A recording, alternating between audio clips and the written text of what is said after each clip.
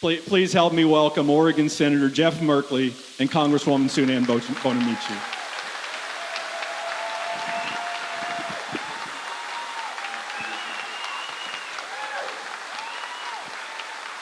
Hey, greetings, everybody. We're delighted to be here in the home of the Pirates, and certainly President Gerald helping leading the Tillamook Bay Community College, which does such important work. So thank you for your leadership, strengthening the community college as a really powerful part of our higher education system. At the start of every town hall, and Suzanne and I like to put a spotlight on an organization that is doing good work. And today we're going to put that spotlight on the Cape Mears Community Association. And Beverly Stein is here to come on up.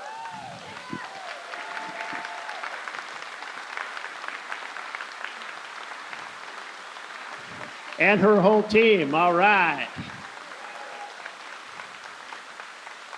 And I'm going to let her and her team say more about it, but this role of trying to acquire and conserve the critical watershed for the future drinking water of generations to come is such an important mission, and they're doing a great job at it, and she'll tell you more. Thank you. Thank you, Senator Merkley and Representative Bonamici. Thank you for the recognition of our work that will not only benefit the community of Cape Mears by protecting our watershed, but will also benefit the entire county. Our plan is to sell 230 acres that we procured, now held by our bridge funder, the Conservation Fund, to the Cape Mears Wildlife Refuge, which will nearly double the size of the refuge. Currently, the refuge is preparing a plan and environmental assessment for the project. The next step is approval by the regional U.S. Fish and Wildlife Service office, and then approval by the Department of Interior to fund the project. We fear that the turmoil of the Trump-Musk administration will hinder our progress. But we take comfort in knowing we have the full support of Senator Merkley and Congresswoman Bonamici. Their support and the determination and persistence of our little community that could gives us optimism that we will succeed. And your activism and resistance to the chaos, cruelty, and incompetence of the current administration gives us hope not only for our project, but for similar worthy efforts throughout the state and nation. Thank you.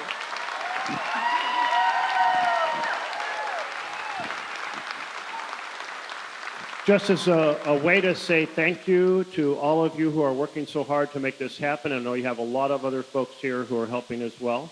This is a flag to use in appropriate fashion that has been flown over the U.S. Capitol. Hopefully not on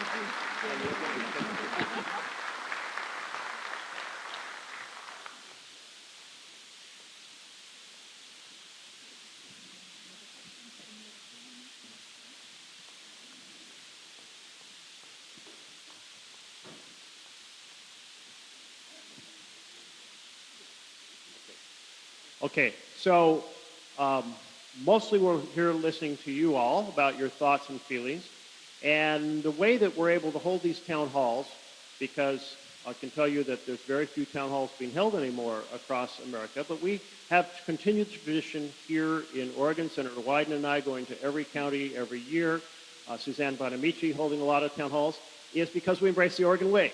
And here's what it means in reality. If somebody's speaking and you disagree, and in fact, they kind of infuriate you, still be very respectful to that individual. Let them make their point known.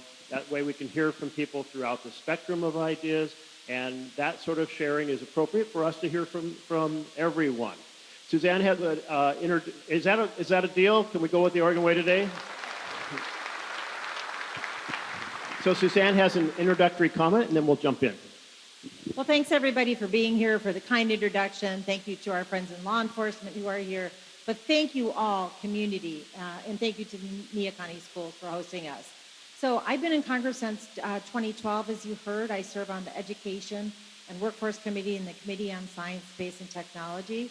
But I tell you, these are not normal times. I got about 6,000 calls just last week, calls and emails, overwhelmingly from people who are concerned about what's happening in our communities and in our country.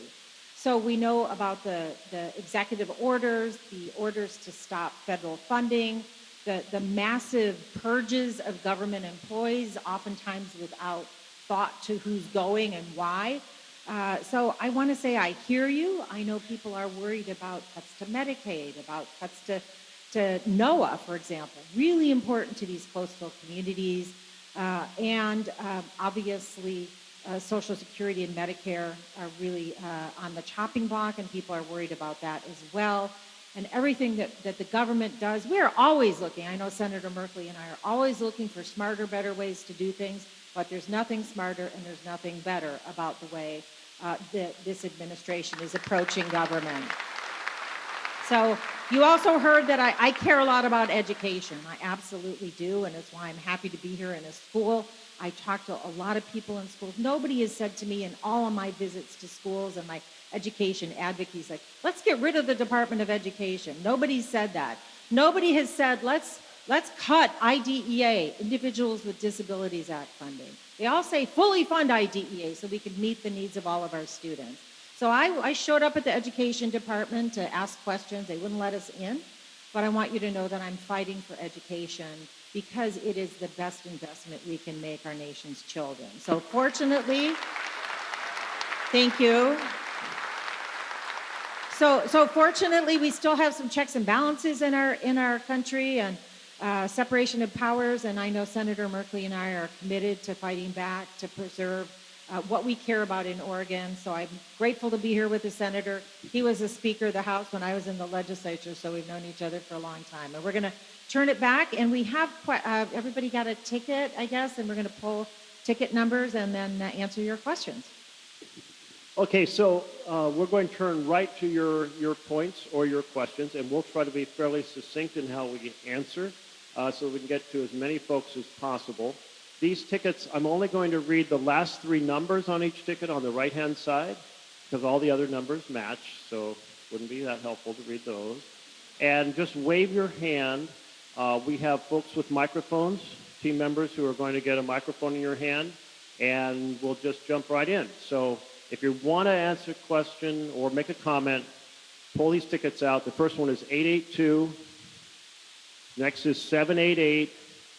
And the third is 886. Just wave your hand. We have one right up here. Anybody else? And one right over here. Okay. And if you could start with the number first and then your name, please. 866. My name is Karen Small. And I'm wondering, I've been reading that Elon Musk and his group have been committing illegal activities. And I'm wondering, is there some jurisdiction that can arrest them and charge them? Anybody share that question? So, we are in unprecedented times because essentially much of the law is written in ways that say, here is what you need to do, but it doesn't have a penalty associated with it. It's not in the criminal code. And let me give you an example. The law says that to fire an inspector general, you have to give 30 days notice, and you have to do it for cause.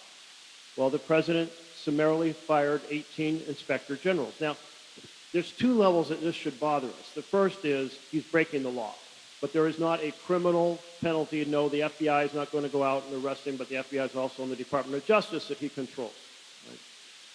So that's a challenge because our system is built on the understanding the executive will obey the law. So when the executive stops obeying the law, everything starts to crumble. That is a constitutional crisis right there that we have to confront in a very fierce fashion if we want to save our republic.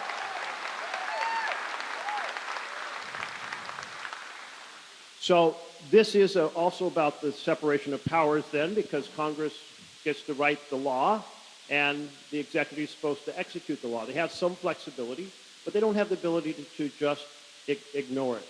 A second piece of concern here is that Musk, we don't even know what formal role he really has. Like, it is so troubling that first we're told he was vetted and he's been hired as consultant, then we're told he's not really the head of DOGE. I call it dodgy because give it no respect here. Yes, we're all for government efficiency, but this is an assault on everything. Think about here in the state, where they're gutting Bonneville Power, where they're gutting our research universities, where they're gutting our ag research stations. That's not efficiency. That's a careless, harmful, damaging, unthoughtful, and illegal effort, and we're going to do everything we can to confront it. And I just want to add, thank you for the question. I just want to add that a lot of this pushback, it's going to come from the senator and me and my colleagues, but it's also going to come from people across the country who are contacting their representatives. And one thing that I've heard again and again is that, you know what people don't like about Elon Musk? A lot of things, but his conflicts of interest, right? Because he has a lot of government contracts. He has a lot of business. And is he doing this for the good of the country, or is he doing this for his profit motive? So the more people send that message to their representative and senators, we're going to start hearing from across the country how people are in red districts and blue districts and everywhere, people are going to start saying, wait a minute, this is not how government's supposed to operate. He has conflicts of interest. He should not be in this role. I just want to give a shout out to our staffs too. We can't do what we do without our staff, so I want to thank them and thank the law enforcement for being here. Okay, perfect moment for you to wave your poster back there. Block federal contracts to Tesla and SpaceX. I think we had a second ticket right over here. What was you can give your number and then your name, please. Number 882, I'm Judy Lindley. My Welcome, question Judy. is about process. You mentioned that you received 6,000 calls last week. And we know that all of us are being encouraged to call our Congress people and voice our concerns. And while I would love to call both of you every day, all the time, I feel like you're true believers, and my time would be better spent calling Republicans and voicing my concerns to them, although I don't live in their district. So does it do any good for citizens to communicate with, send letters, call Congress people when you're not their constituent? So did everybody hear the question? Does it? Okay, good. We encourage you to continue contacting us. I represent 1/6 of the state, and I got 6,000 calls. You can imagine how many the senator got.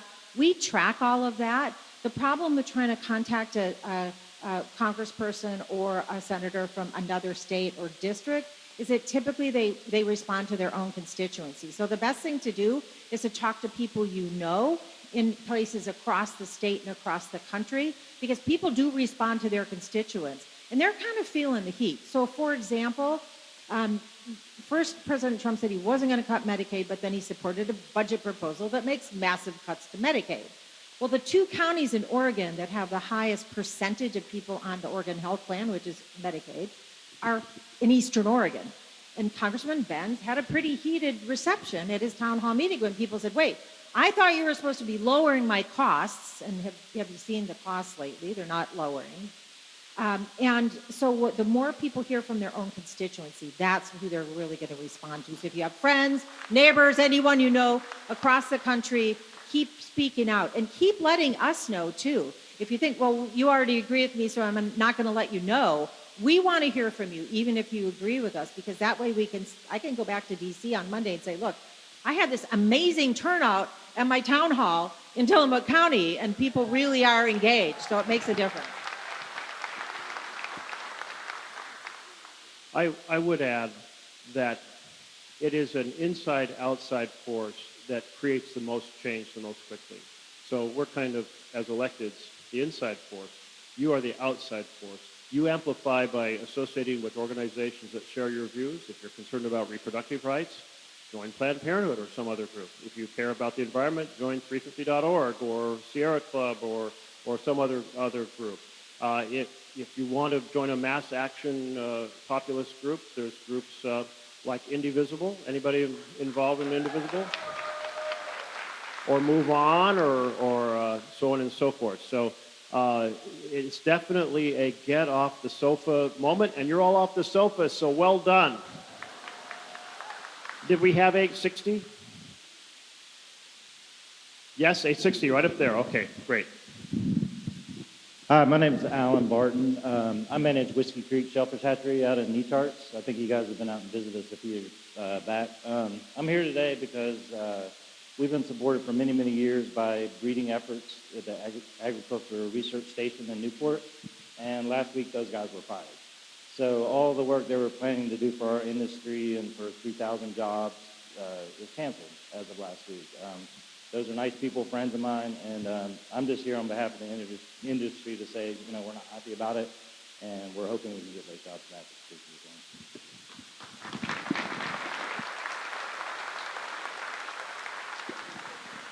Yeah, the ARS stations across the state have been hit super hard by firings. And I'm just thinking about how I, as formerly the head of the Ag Committee, Spending Committee, I was pumping funds into that research. That research is so essential. We have so much diversity across our state, from dry wheat farming to berries to fruit to everything, right? And then huge amounts of ocean seafood related research. Also why NOAA is so important. And so these are insane losses that serve only to damage our economy and damage the livelihood of folks across the state. So we're going to carry that fight, to do everything we can to publicize those stories, say they're unacceptable, try to get those individuals rehired as quickly as possible and back on the job, because the future of our agriculture and our seafood in this state depends on it. And is anyone here who has been fired from a position of service to the state? Thank you for your service. We appreciate you. Well, and I just want to add the importance of the agricultural community here in Oregon. Another threat is this threats of trade wars as well. And, you know, President Trump criticized the trade agreement with Canada and Mexico from a few years ago. It was his trade agreement. He negotiated. Now he's criticizing it. But that we export a lot of our crops, and that really hurts the agricultural industry as well. So we've got to be thoughtful about how we approach this. And again, particularly the cuts that they're making are not making the government more efficient, and they certainly aren't making your lives better here. The next number is 788. Do we have 788? Oh, okay. Okay, all three. We have 890, 861, and 788.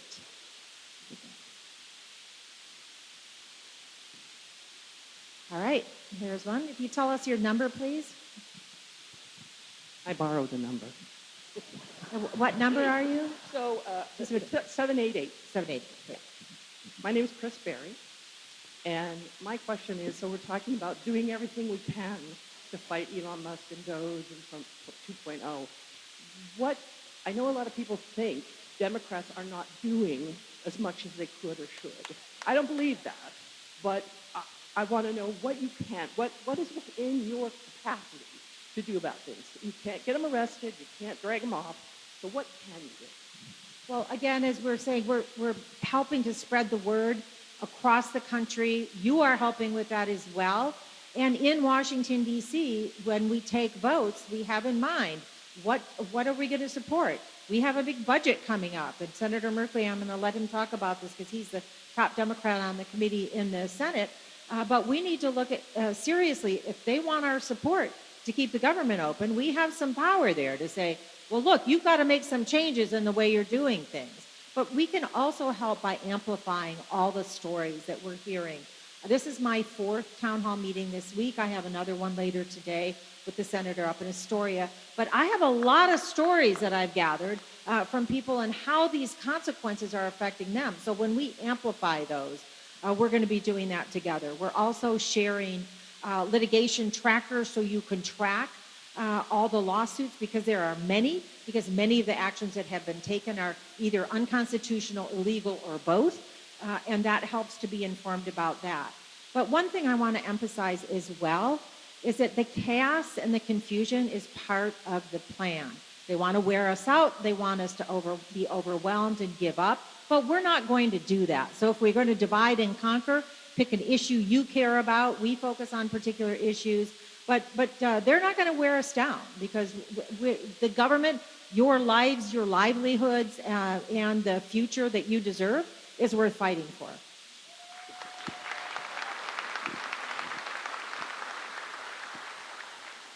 We are using every tool in the Senate to use every required hour on every cabinet nomination. We are trying to get Republicans to come across the aisle and join us. Unfortunately, we haven't gotten their votes, but for example, when I led the fight against Russell Vogt, who is the most dangerous nominee of the Trump administration that you may have never heard of, at OMB, he's the architect of Project 2025. We went 30 hours through the night.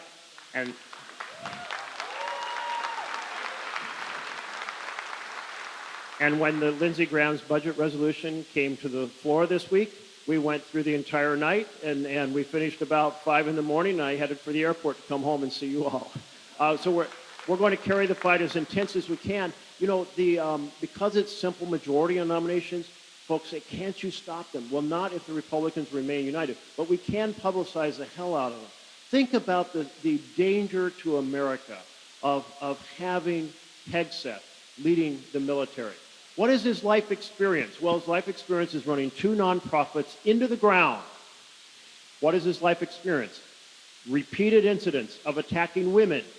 What is his life experience? Denigration of minorities serving in the military and denigration of women serving in the military. Any particular international affairs knowledge, defense security knowledge other than his own particular service for a few years? No, this is an insult to all of our veterans and everybody in uniform that this man should be the leader going forward.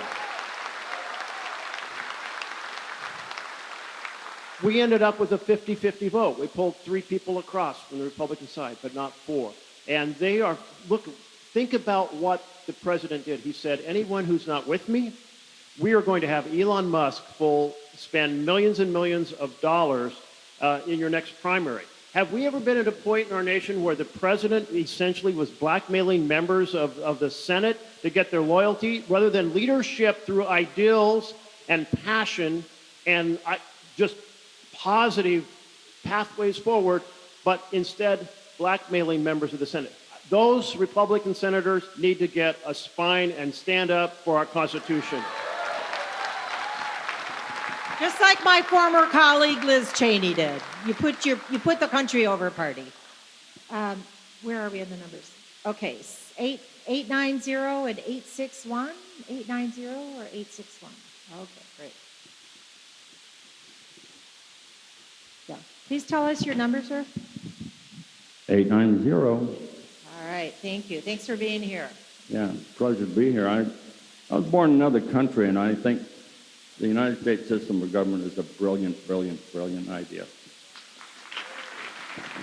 However, about a year ago, my wife passed of Alzheimer's. And we know Alzheimer's is on the increase. I used to pay $750 a month for her care. What we can do about this epidemic of Alzheimer's, dementia, we can't sustain this.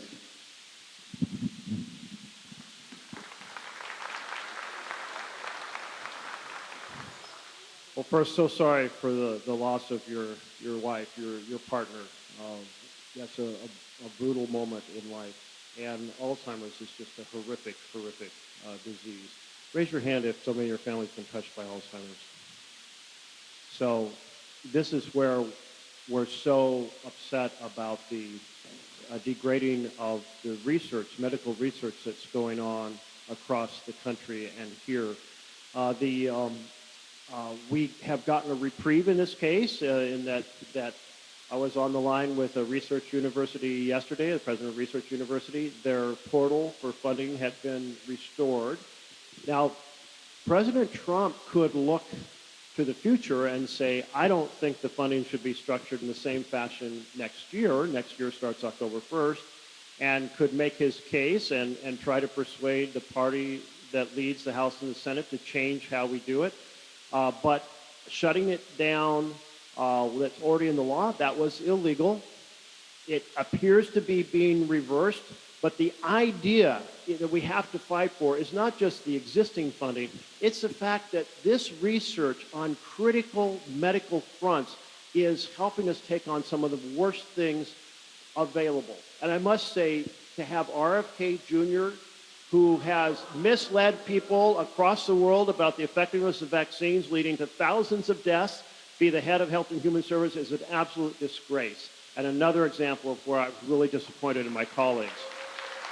But so we're fighting for that funding. All of us are very aware of our friends and family, our extended community that have cancers, that have things such as Alzheimer's, and we would all like to know that as we go forward, we're going to have a foundation for better science when we're affected or our loved ones are affected. So we're all in on research. I agree with everything the senator said, and I lost my mom to Alzheimer's about 4 or 5 years ago. So I know what you've been through. It's tough. And you saw how many hands went up here, that so many people have been affected in their own families. So I joined the senator and also Senator Wyden talking with OHSU. They're doing amazing research up there, particularly at the Volum Center, about neuroscience and what they can do to help prevent and address Alzheimer's. So why we would even think of cutting a penny from that makes absolutely no sense. I'm hopeful that all of it will be restored and that they will make progress fighting this terrible disease. So thank you. And I also want to mention, what message does it send around the world? Like, we're not going to make research a priority. We're not going to make science a priority. We're not going to make education a priority. That, to me, is the opposite of America first. Did we have 861? If not, our next three numbers, not seeing a hand there, are 854, 853, and 785. And again, if you could start with your number, please. Hi, I am 853. My name is Megan Irving. Thank you so much for what you're doing in representing all of us, the logical democracy in this country. It is such a scary time. I'm a therapist and I work with younger people, and they're terrified. They are absolutely terrified, and I try and tell them, I'm scared too. Like, this is not anything I've ever witnessed myself. So outside of paying attention, voting our politics, participating in the midterms, reading fact-based coverage, writing our elected officials, what else can we do? I'm kind of waiting for when the Supreme Court says, nope, you're king. Is that when we all flood the streets? And I'm just kind of feeling like waiting and watching. And it's such a marathon, right? It's not something that we can do full court press every day. So Thank you, Megan, and thank you for the work you do, which is so, so important. And we've already talked about several of the things you can do, talking with your families. One of the things I'm asking people to do is, there's a heck of a lot of disinformation out there. So if you, for example, Elon Musk was saying, look, this is ridiculous. We're wasting all this money in Social Security by sending it to people who are 150 years old. Well, that's just not true. It was a database error. They didn't have the year field in the old system they had. So when you see or read stories that are incorrect, talk to people. People get their news from very different sources now. So talk to people, share them. Let people know that there is a truth there. But also, it's like I mentioned, the chaos is part of the point. They want to wear us down. So find some joy. Be with friends and family. Do something that makes you happy and strong, because we have to stay strong. We're going to get through this, but we have to stay strong to do that. And just say, look, we're not going to be overwhelmed by the chaos. They can be chaotic. We are going to stay strong as a community. So stay engaged in the community. Join an advocacy group, like Senator Merkley was saying. Build connections. Some people want to volunteer at a food bank or a community garden, or serve meals to seniors, or something that helps the community heal and stay together, because we need to be a community more than ever right now. And thank you for your work, especially with youth. One of the things that I am promoting as a member of the Education Committee, who hears frequently about behavioral health needs in schools, and we know there aren't enough behavioral health workers for schools, is I have an arts education for all bill. See, we use art therapy for veterans with PTSD. Arts can be very healing, and if we have more arts in schools, it's going to help calm the students down and help them get through as well. Some people listen to music. Some people want to do, make a movie or whatever that they do. It is a healing thing, and it's going to help also get us more creative people in our communities and our economy. The next number, we have 78. Oh, did you want to respond?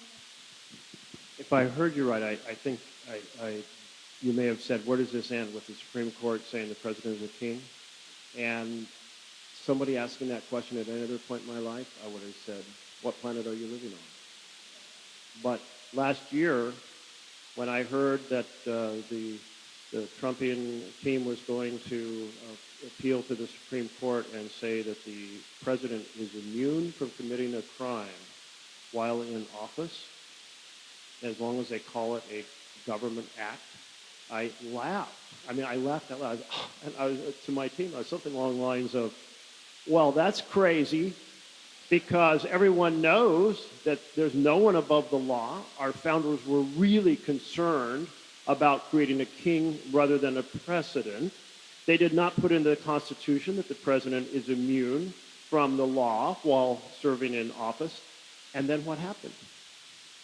The Supreme Court proceeded to say the president's immune from committing a crime while he's in office. That is not in the Constitution. So now we should be really, really worried, because what's the next thing that the Supreme Court might say? Well, the architect of Project 2025, Russell Vogt, he wants to appeal these law-breaking that's under attack that he's doing and the president's doing, appeal it to the Supreme Court and have the Supreme Court say, no, that's not law-breaking. The president as executive can cut any programs he wants. If you do that, you have broken the line that's so essential in separation of the powers between Congress writing the law and the president implementing it. At that point, we do not have a president. We have a king or a future queen. And that's not okay, because we are Americans and we stand for the republic. And every patriotic American is going to have to be in the streets and be loud and be aggressive to save our republic if that happens.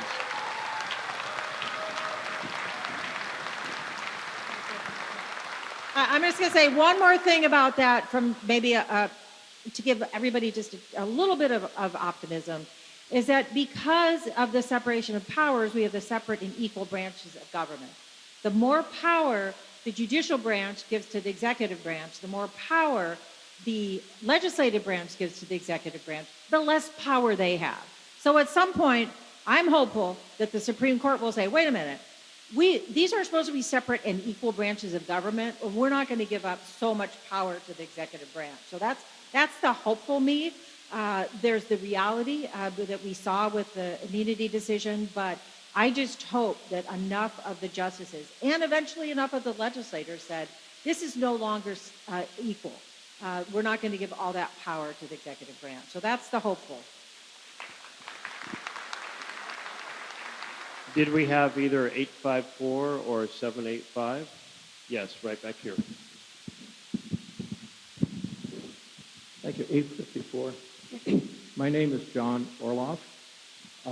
Since we're on the topic of scary things, I read that the president has signed an executive order which says that all agencies and departments in the executive branch must abide by a ruling of the Department of Justice, which basically means a ruling by Donald Trump, the noted constitutional scholar, that any law that they feel is unconstitutional can be ignored.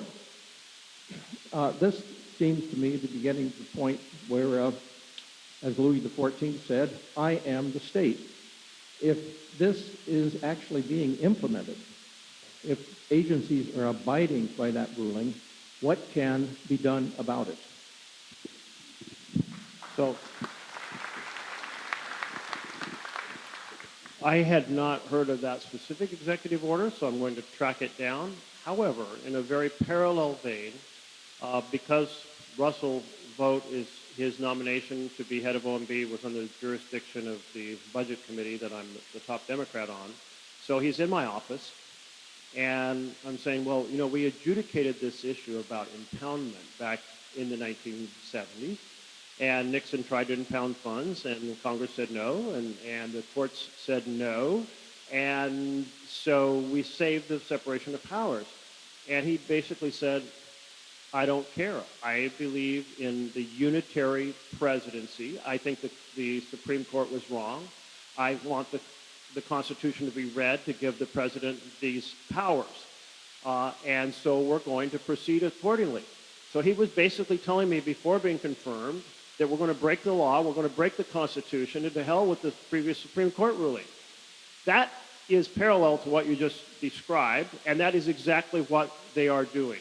If the court, when it gets to the Supreme Court now, if they affirm that vision of the so-called unitary presidency, meaning that they essentially get to make the law as well, we have lost our republic unless we respond in a massive way.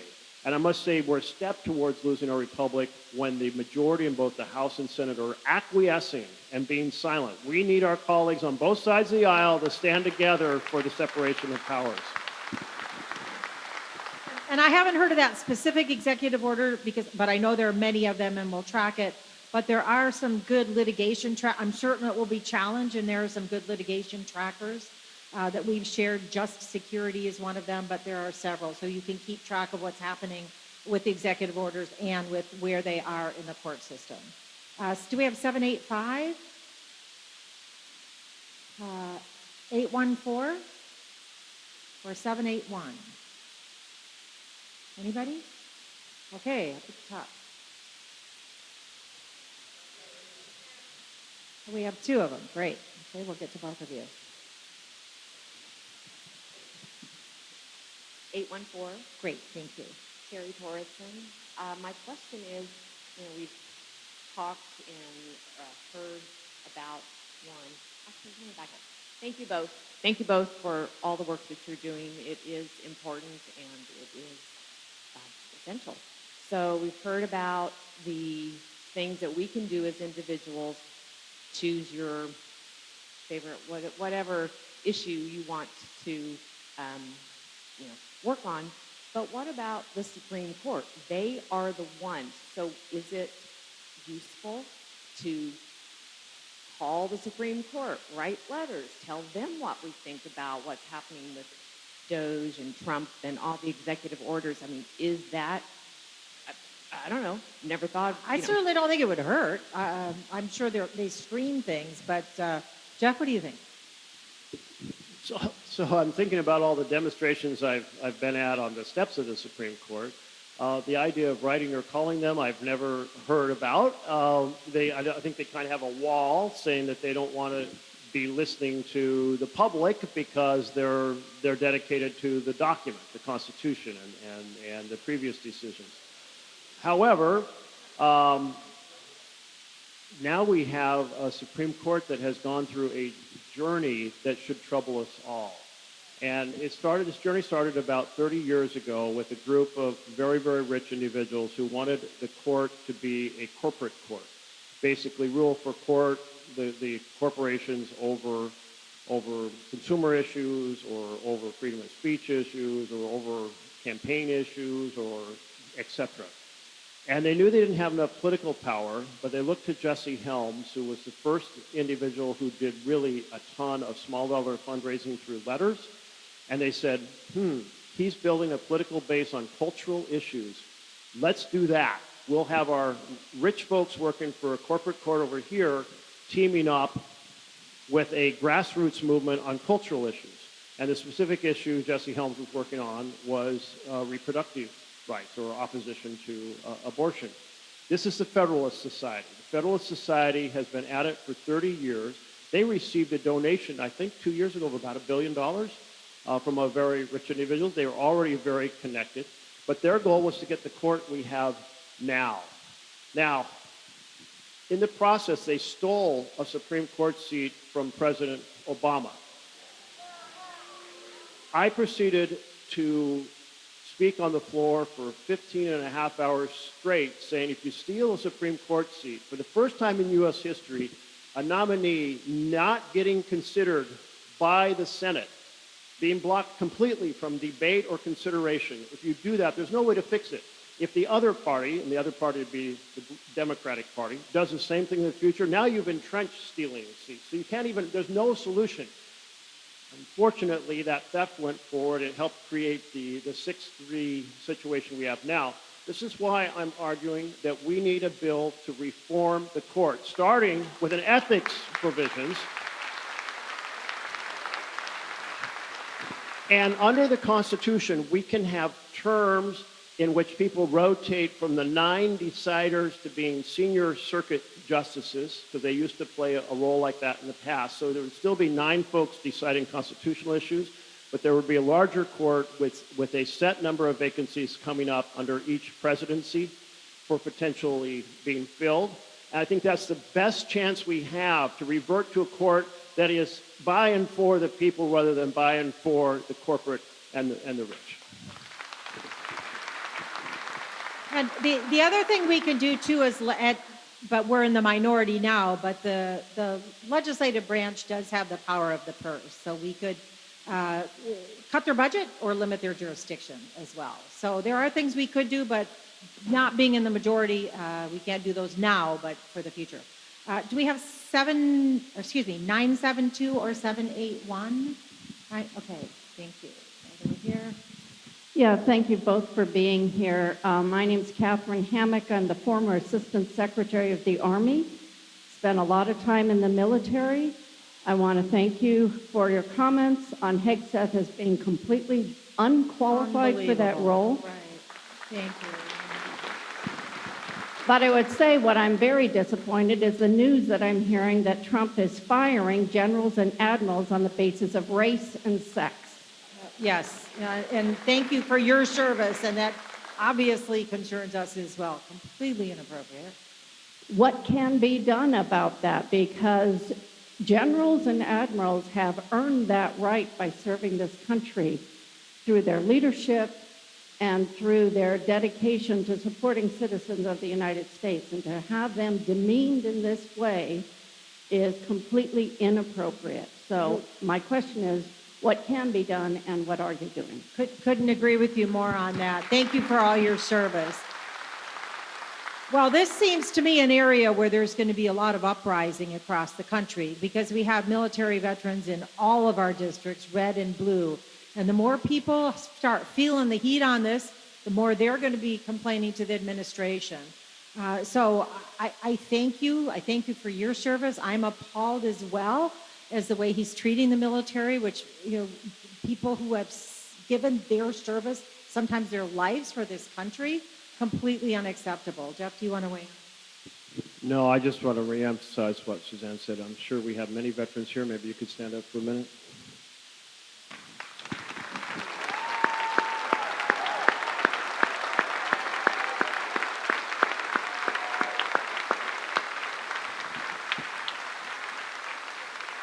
You have stood up for us, often overseas, often under very dangerous situations, and we need to be standing up for you. I know this wasn't an issue in terms of all the veterans' benefits that you have earned, making sure they actually get delivered, and that this administration cannot cut them. One more thing I learned just a few days ago, or earlier this week actually, from a veteran, that they had just cut the staff who staffed the VA suicide hotline. But there was so much uprising about that, they're hiring them back. So the more people speak up and speak out, hopefully we can reverse this. But keep talking, keep being involved. What was your number? Thank you. 972, did we have that one? Okay, if not, we're going ahead with 689, 908, and 783. And do we see any arms waving? Okay, great. Again, if you could start with your number, please.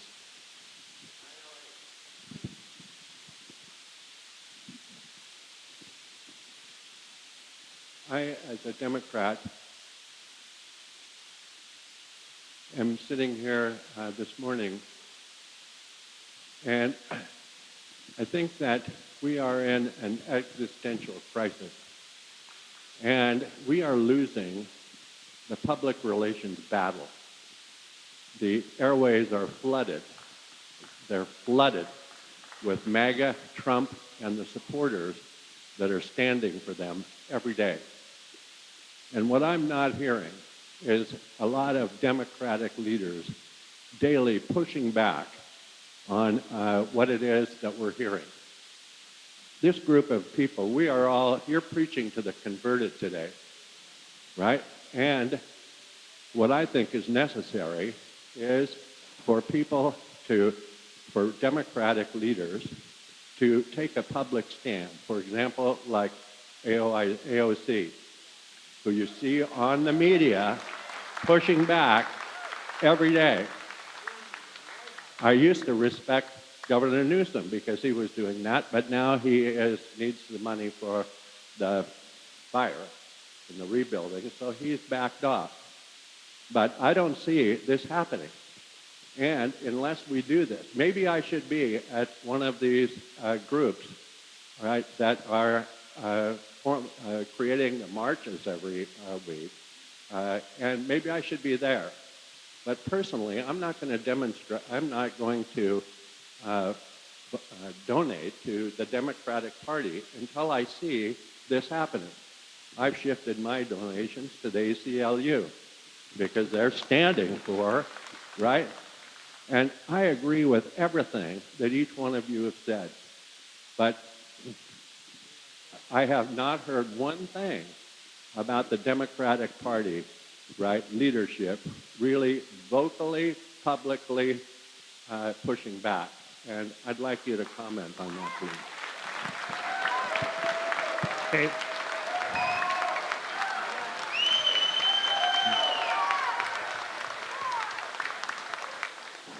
So a couple of things. The first is our town halls are not a Democratic Party gathering, so I want to make sure Republicans, Libertarians, Green Party, Constitution Party, everybody's welcome. So I'm not going to get into the inner functions of the party that I belong to. But I will say, as members, it's frustrating to us because we are spending all day using every tool we can, including media, to push back. Now, a lot of that has shifted and changed, and here's a bit of a summary. We have two media bubbles. We have one that is kind of Fox News and things to the right of that. We have another that's like MSNBC and things on that side. And our communities tend to be divided into folks who watch one media bubble or the other media bubble. I'm struck when I go to a town hall in a very... Someone's upset. In a very red county, people may walk away and go, oh, you know, that guy, he's not as bad as we thought. But 356 days a year, 365 days a year, they're getting a message about how evil the other party is, and that's true in urban areas, the other direction. And now we have things that are accentuating it. Social media builds on top of that separation. And then in addition to that, the dark money from Citizens United. And let me just tell you that a big piece of the challenge of saving our republic is getting rid of the Citizens United decision. A couple CEOs of crypto companies put $40 million into one Senate race in the last month of that Senate race. $40 million. I mean, people I know can maybe donate $40, not $40 million. And the fact that they can do that is because of this Supreme Court that was created by the Federalist Society said, you know what? Oh, we pretend to be originalists except when it comes to helping corporations. And there were no corporations in the modern corporate form at the time our Constitution was written. But suddenly we're going to treat them as if they're people.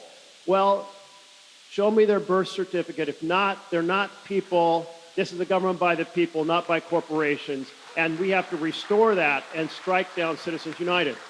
The only way we strike down Citizens United is to do something like what I was describing in terms of the reform of the court, because this 6-3 majority is dedicated to corporate power. So all the things I'm doing, like I'm doing this video and I'm doing it on this channel, and my team is like, oh yeah, you got to do this and that. Okay, so we're doing those. But the algorithms aren't going to put me in front of you And who controls that algorithm, at least on X? Elon Musk. And so we're frustrated because you're saying you're not hearing us, and we're speaking and rallying. We're showing up at rallies. I was in front of the Treasury Department raging. Suzanne's been in front of multiple locations raging. And some of the more famous people like AOC, yes, those get through to you. So I don't have the answers, but I must say the system is very difficult for us to get our full opposition public in the way that you're demanding and we're trying to do, but you're not seeing it, which is very frustrating to us. And just real briefly, I appreciate that. And I have to say, needless to say, that's not the first time I've heard that message. Just a reminder, we don't have the presidency, we don't have the Speaker of the House, and we don't have the Senate president. So the top leaders are on Trump's team. That being said, we're having a lot of conversations, particularly in the House Democratic Caucus, about how we counter a lot of that messaging. And like Jeff said, there's so much that's segmented, and the algorithms feed you what they think that you should, what Elon Musk thinks that you should see. But modeling on Alexandria Ocasio-Cortez's amazing media presence, we now have Maxwell Frost, who is one of our youngest members of Congress on our messaging team. The vice chair, newly elected vice chair of the Democratic National Committee is David Hogg, who's also a master and very young. So we're tapping into a lot of Lauren Underwood is on our team. She's amazing. So we have a lot of people who we're learning from to try to find other ways to reach. Thank you to the local media who are here, because local news is so important, because it's really, really important to get out. But we hear you. I've had people give me suggestions of who they think should be speaking for the Democratic Party. So you would let us know if you have ideas, but we don't necessarily control that. Go ahead.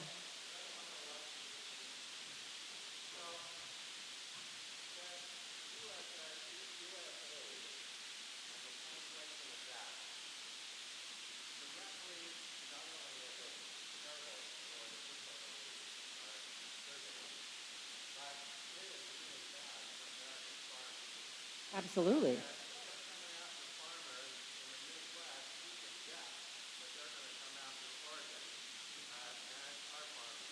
Right.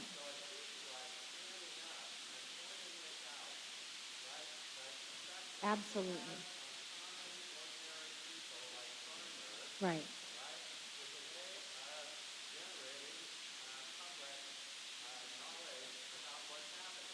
I spoke on the floor about that exact issue. Every bag of food says from the people of the United States of America, and it's purchased from American farmers. It's also soft power, and it's a fraction of our budget. So we've got to raise awareness about that. Jeff?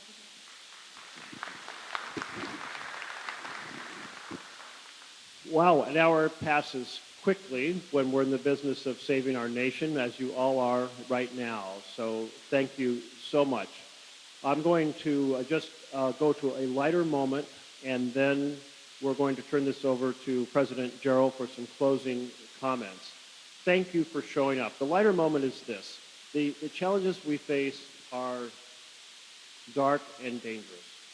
And we need to also, though, as we're feeling that pressure, kind of do things to save our souls and have a moment of joy. So last year I put together a book with the coolest places to go to in all 36 counties. 3 places, public places. It's called Oregon Treasures Quest. We had these little pamphlets on the way in. You can take a look. Go and take a weekend with your partner or your children or your friends or somebody visiting and go, okay, I need a breath of fresh air. I need to see a tree, and I need to hike a trail or admire the most incredible waterfall, because we have the most incredible state to be found on the entire planet right here. And we decided to make a little bit of a game of it. If you go to 10 counties and send us selfies of the places that are in this book, we have a party for you in November. We had our first annual one last year. The second annual is coming up this coming November. Just something because it will help recharge our batteries in the quest of saving our nation. God bless you all. Thank you.